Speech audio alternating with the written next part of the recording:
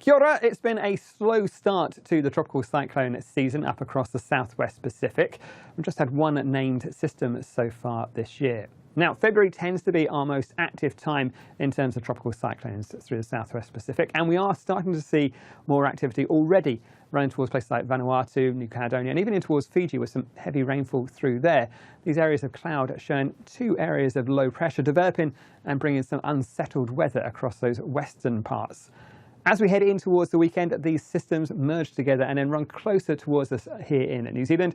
So it's well worth keeping a close eye on the forecast, particularly across those northern parts of the country as we head in towards Saturday and Sunday. Let's take a bit of a closer look, though, at those systems as they run closer towards us. You can see on the satellite charts that activity up towards New Caledonia. For us in New Zealand, high pressure keeping things relatively settled for the time being, and that high pressure will act as a fairly good block and hopefully keep the worst of the weather away towards the north of us. However, as we go through in towards the weekend, we will find these systems running closer together. The winds here wrapping around those low pressure systems and running closer towards those northern parts of New Zealand as we head in towards Saturday and Sunday. Now, the winds wrap in a clockwise fashion, strongest closest towards that centre there, and like to bring some wetter weather and probably even some higher seas towards those northern parts of New Zealand. The key thing for us will be how close does this low pressure get to our northern shores. Now, this is one of the models we look at to give us an idea, but it's not the only solution. There are several possible outcomes as we head through and towards the weekend. If we take a look at another model, you can see that low pressure system, the same one, is just a little bit further towards the south and towards the west, bringing the potential for some stronger winds towards places like Great Barrier Island, the Coromandel, and perhaps even in towards parts of Tairāwhiti as well.